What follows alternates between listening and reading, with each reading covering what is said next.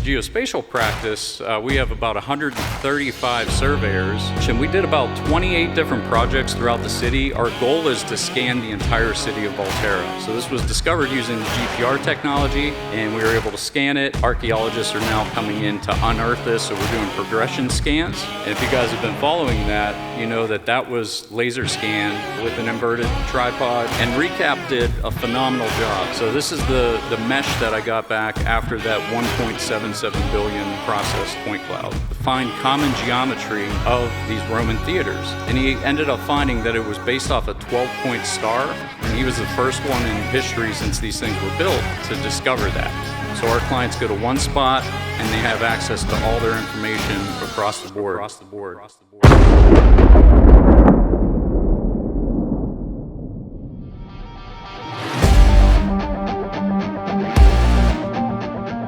Hello everybody. So my presentation is going to be on historical preservation using reality capture, and I'm going to talk about a lot of work we did over in a town in Volterra, Italy. So we spent a few weeks over there over a couple different years, and we captured about 28 different projects. I'm going to highlight some of those in this presentation. So just a little bit about myself. I'm not going to read through all that, but I've been doing this for well over 20 years. I've been with my current company for 14 years, CEC. I'm a Part 107 remote pilot, Autodesk Expert Elite, all kinds of other different things up there that you can read, but primarily the design technology manager, and I kind of oversee all of our hardware and software, all of our implementation and standards for all of our design technologies. So quick agenda, brief introduction of the company. We're going to look at an overview video, and then overview of Volterra, the team that was involved. We'll look at the technology that we used, some project examples, and how we manage the data, some cloud hosting platforms, and then open it up for Q&A. So CEC is a company that's headquartered in Pittsburgh, Pennsylvania. We have 1,100 employees, and we have 29 locations across the US. We were founded in 1989. We are a employee-owned company, so we have more than half of our staff are shareholders in the company. And we're constantly ranked in the top ENR, top 500 design firms and top 200 environmental firms. We do a lot of different services throughout different markets. As you can see up there, manufacturing, oil and gas, power, public sector, real estate. And we have a lot of different practice areas from air quality to water resources, ecology, civil engineering. And the thing that we're going to focus on today is around our survey geospatial practice. We have, in our survey geospatial practice, we have about 135 surveyors. We also have a fleet of 30 drones that our COO refers to as our CEC Air Force. And we also have about 10 terrestrial LiDAR scanners, mobile LiDAR unit. And we definitely focus on investing in innovation and technology, so we try to stay on the forefront of that. And just like all of your companies, we focus on safety. So what I'd like to start, there's about a 4.5 minute long video here that I'd like to play. And this was from the International Business Times. They were following us around the first time we went over in 2016. And they did a really good job of putting this video together that gives a great overview of our project. Good job in the booth.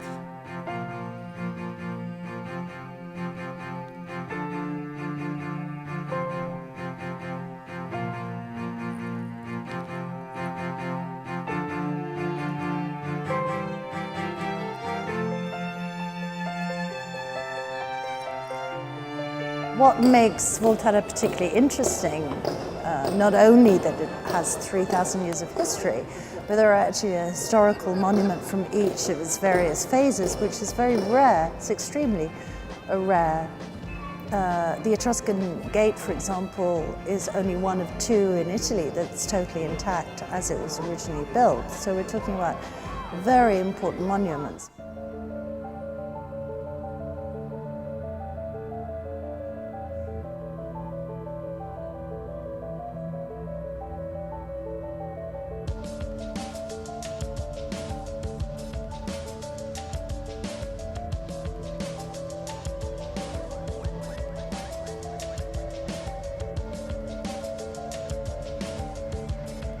Laser scanning, or LiDAR, gives us very accurate measurements that we can use to very accurately recreate it digitally. So it gives us millions and millions of measurements along the surface of the irregular stonework that you see behind me. And what that allows us to do is to create virtual models that very accurately represent these historical features. We've been using photogrammetry to create photorealistic textured surface models of objects down to very small archaeological and historical artifacts, all the way up to entire city blocks using drones. A lot of the buildings here and the artifacts are ancient, dating back thousands of years. And that rich tradition obviously can't be with us forever. Over time, things deteriorate. The potential for landslides. The city actually lost part of the medieval wall. So, you're not assured that these treasures will be with us forever. And also, the documentation of the structures is not great. So if there is a chance to have to rebuild some of the structures, we'll now have a virtual replica of what they look like today, so they can be reconstructed more faithfully. The other part of it is that if we continue to scan the city occasionally over time, you can do comparison scans and start to identify things that may be deteriorating or maybe settling, and potentially fix the problem before something disastrous might happen.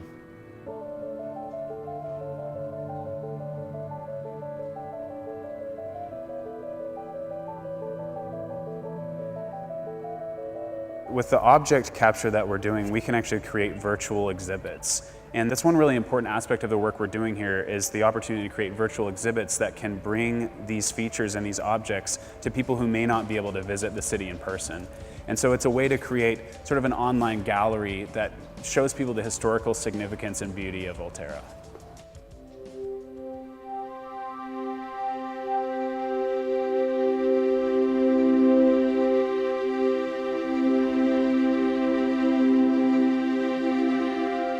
Credo che questo tipo di restituzione delle immagini rispetto alla città di Volterra sia un qualcosa di assolutamente unico, di innovativo, e che possa servire per preservare quello che noi vogliamo portare ad essere il patrimonio dell'umanità. Quindi stiamo ambendo a questo riconoscimento come patrimonio UNESCO, e credo che questo sia un aspetto che ci aiuterà molto. Purtroppo ad oggi noi abbiamo un patrimonio assolutamente eccezionale, unico al mondo, che attraversa 3 millenni di storia, ma non abbiamo risorse bastanti per sostenerlo, per recuperare tutto quello che c'è, perché dobbiamo agire per la quotidianità della città e allo stesso tempo però preservare quello che non è un patrimonio solo di Volterra e dei volterrani, ma di chiunque ama la città, quindi un patrimonio dell'umanità.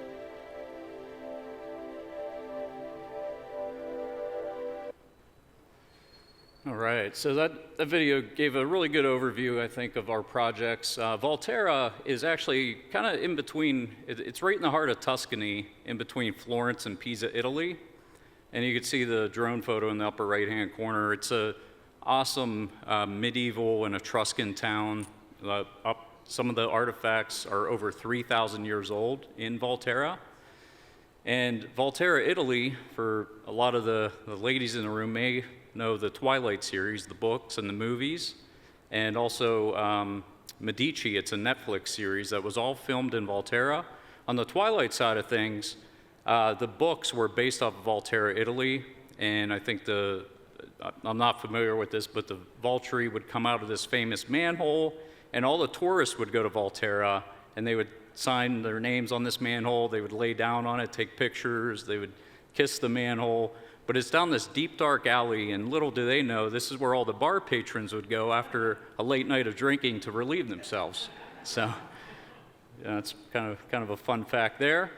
When we were in Volterra, we had to stay at a residential college, so we were kind of in dorms, and this building was built in the 1800s, and this was the newest building in Volterra. It was renovated. It wasn't bad, but that's where we stayed. And the premise of this whole thing, we kind of formed it around what we called a reality capture workshop. So we have a team of professionals and students. The residential college would hold 18 people, so we had 9 professionals and 9 students, people that would come over and learn from industry experts on reality capture. Here's some of the team members here, all the big players that are here. Autodesk, Leica, Faro, 3DR, Euclideon. We've had so many people participate in this workshop. And the mayor, as you saw in the video, he really was the driving factor behind this, because he wanted some of the structures in Volterra are the oldest structures in Italy standing, and they're not on the UNESCO World Heritage List yet. So he was really making a push to get these digitally scanned and put on the UNESCO World Heritage List. He was very welcoming to us. We came in on a Sunday. He had a meeting and a welcoming ceremony in his quarters, and just a really awesome guy. But the premise behind all this was digital preservation. If something would happen to a structure, would we have that data to digitally recreate this? And I'll show you one of the examples, the Medici series. They hung a wood door on this Etruscan arch and damaged it. And we had a scan prior to that we were able to compare to a scan after the damage and prove that they actually did damage this structure. But you can see here, Volterra is prone to landslides. A bunch of different landslide images there. So if something would happen, we would have that data to digitally recreate in real life, whatever that was that got damaged. The ironic thing is, on our 2019 trip, we're flying back, and it was literally when the Notre Dame Cathedral caught fire. And if you guys have been following that, you know that was laser scanned and also used in the Assassin's Creed video game. And they were able to use that data to start the rebuilding process of the Notre Dame Cathedral. A lot of documentation occurred with the data that we captured. And we also had a architect from Poland take this data. We scanned 3 different Roman theaters, and he did a research study on this to find common geometry of these Roman theaters. And he ended up finding that it was based off a 12-point star, and he was the first one in history since these things were built to discover that. We also, in the presentation part of this process, we would make 3D models. We would put a lot of this data into virtual reality. If you haven't seen the Euclideon holographic table, it's pretty cool. It's just a real-life hologram that you could put your scan data into. It's very, very expensive and very big. It's not portable, but it's a cool technology. We also took a lot of these artifacts and 3D printed them. So students would come over to do research. We don't want them to hold the real thing, so we would scan that, capture that, 3D print it, let them handle the 3D print. If they break it, we just print another one. So the projects, like I mentioned, we did about 28 different projects throughout the city. Our goal is to scan the entire city of Volterra. And this is just a map kind of highlighting our project progress so far. We've also had various news companies following throughout this project. There's links to all kinds of articles. One of the most recent articles that was published was in the American Surveyor magazine. But all over the world, folks have done news articles on this project. So the first time we went over to Volterra was in 2016, and you could see some of this archaic technology that we had back then. 3DR Solo with a GoPro attached to it, a Pharaoh, and just our smartphones and DSLR cameras. So that's all we had the first trip. So we did have some challenges. You know, to fly a drone in Italy, you had to hire a remote pilot, an Italian pilot, and the drone had to be an Italian registered drone. So we were not able to use our own equipment. And you also see it looks like we're flying over people. We're really not. The Italian police were there in the right-hand side, keeping everybody away so we didn't fly over people. Did a lot of object capture like you saw with the 3D print, and you saw a preview of this in the overview video. But this was actually captured with an iPhone camera, processed in Autodesk Remake, which, for those of you that have been around a while, that is now Recap Photo. So it's rebranded to Recap Photo. And a lot of detail that you can get from these artifacts just using photogrammetry.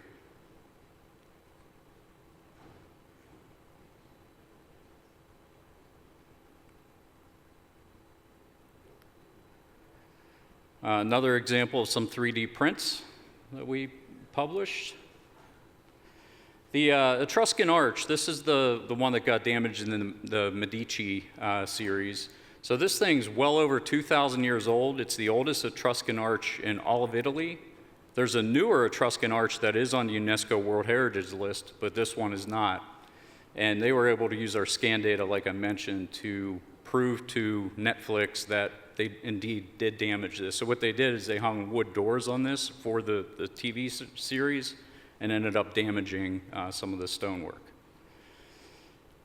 So this reality capture model, this is actually 10% of the data. It's a mesh model. And even though it's only 10% of the data, it's still a very, very high resolution model. And I'm going to zoom in here on that plaque on the wall. And if anybody can read Italian, you could probably read to us what that says. I don't know Italian at all, so I don't know. We can also take models like that and put it into augmented reality. So you could use apps like Augment. That one is actually Torch, which is no longer around, but you can actually drop these models into your smartphone, into the space that you're in, and interact with that model and walk through that arch anywhere you are.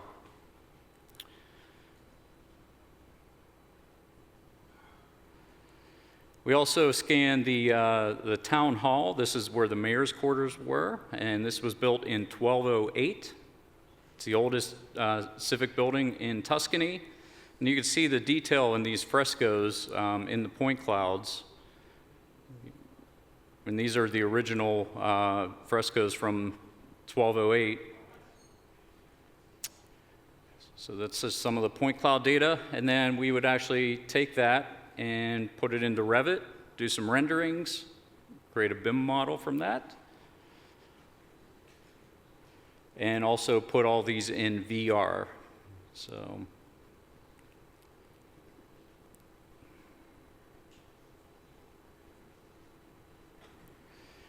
the baptistry, again, was built in the 13th century. The cool thing about this project is, you know, we scanned this, brought it into Revit, did a as-built model, and, you know, I'm going through this video real quick here, but the roof of this is, you know, there's eight different segments in that arched roof, and they built this, you know, well over 700 years ago, and the craftsmen back then were incredible. We after checking the data, the tolerance on that roof was within 1/8 of an inch that they were able to do, you know, 700 years ago when they built this. Just incredible work that they did. So fast forward to 2019, we went back for another 2-week stint. And, you know, we had a GPR unit, we had the BLK 360, RTC, GPS, the Leica Pegasus. So night and day different from the technology we had 3 years prior. We also did a lot of cool things with tripods, and this big tripod that would extend over 30 feet in the air with a crank system. We nicknamed it the BAT, the big-ass tripod, because it would put the scanner on it, crank it up in the air. You can get a lot of cool information that way. You know, lower left corner is a ancient grain silo that we scanned with an inverted tripod. So we did some cool things there. 2019, we also discovered the first Roman amphitheater in the last 150 years in Italy. So this was discovered using the GPR technology, and we were able to scan it, and archaeologists are now coming in to unearth this, so we're doing progression scans. And here's kind of one of the first phases of the scans. We were supposed to go back when the pandemic started to get kind of a progression scan. Obviously, we weren't able to go. So we actually shipped the scanner over, hired a local in Volterra, and on FaceTime, taught that person how to scan this project for us, sent the data back to us, so we were able to capture the progression during the uncovering. Here's just that data, two different data sets, so the before the uncovering and kind of the first phase of the archaeological uncovering in Navisworks. So you can kind of overlay the data and compare that in Autodesk Navisworks. We also did some studies on 3 different remote sensing technologies. So conventional survey GPS, we also scanned with the Leica RTC360 and flew it with the DJI Phantom 4 Pro and processed this data, brought it into Civil 3D and analyzed it all. And you can see that the tolerances between those 3 remote sensing technologies are all well within reason. You know, just like everybody said, find the right tool for the project you're doing, check the accuracies, and, you know, really good data from all 3 of those sensors. The Roman theater, this is different than the Roman amphitheater that they're currently uncovering. The Roman theater was 1st century BC, and this was, here's an overview of the Roman theater. This was actually covered up, and it was their local landfill for the longest time. Then they capped the landfill, built soccer fields on top of it, and there was a 90-some-year-old lady that just happened to be talking to the right person about this, what used to be there, and they brought in archaeologists to uncover this and put it back to its original state. They relocated the landfill, and, you know, they were able to put this back to its original state. So we scanned this. It was like well over 200 scan setups. And here's a quick video in Autodesk recap of all those setups. There was just so many like shadow areas, you know, we had to get into that we had a lot of setups. And this was done using all terrestrial scans.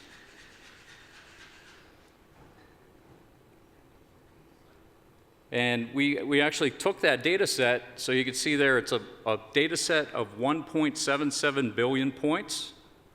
Ran it through Recap Pro 2022, if you didn't know, but there's a new Scan the Mesh feature in Recap Pro, which was actually beta back in Recap like 2017, 2016 timeframe. So this uses cloud credits. So it uses 40 cloud credits. I think the estimate is about 18 hours to process this.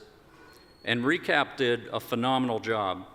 So this is the mesh that I got back after that 1.77 billion processed point cloud. Pretty impressive.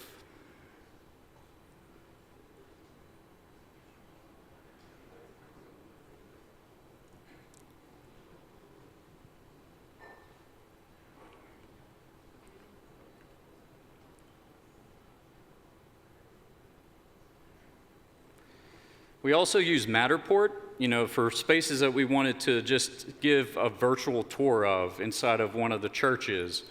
We use Matterport just to capture that, hosted it online, allowed people to do virtual tours. And I think most everybody here has probably experienced Matterport in one way or another. But Matterport is compatible with a lot of different remote sensing devices. You know, your iPhone, the BLK, the Matterport Pro 2 camera, the kind of white-looking camera in the middle, that's a Ricoh Theta. It's literally a $300 device that we actually started implementing these with all of our survey crews at CEC, just for the sheer fact of taking 360 site photos. It's a great tool for that, but it's also compatible with Matterport. And you can actually process that data on your iPhone tied to one of those sensors. And you know, when you're using like your iPhone or the 360 camera, the dimensional accuracy is 4 to 8%. Not very good, definitely not LiDAR, but it increases if you're using the Leica BLK or the Matterport Pro 2 camera to 1% and 0.1%. We also got the opportunity to scan the Leaning Tower of Pisa. So we did scan it, and indeed it is leaning by 4 degrees. And we scanned that with both the RTC and the Faro. This was not an Italy project. This is a college in Pennsylvania we built in the 1820s, another historical preservation effort here in the US. We flew the roof with a drone, scanned the outside and the inside, so 3 different remote sensing technologies, and combined all that data into one point cloud.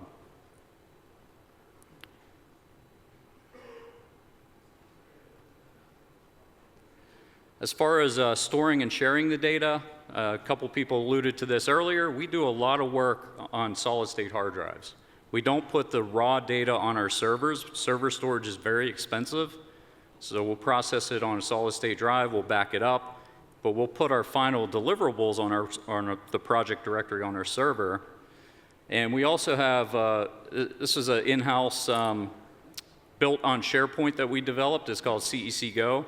But we kind of mimicked it like a smartphone. So you have different buttons that take you to different things. But this allows us to take, you know, whether we're using Leica, Faro, Cintu, Matterport, we can link all that in one platform. We can put all our other deliverables, CAD files, documents, PDFs. So our clients go to one spot and they have access to all their information across the board. We also use Cintu a lot. You heard Dominique talk about this yesterday. All of the Italy data is stored on Cintu, and it's an awesome platform. If you guys haven't checked it out, I would definitely highly recommend that. And it also has a direct plug-in to VR, so you can just kind of visualize your data sets just by plugging in an Oculus and hitting that VR button in the lower right corner.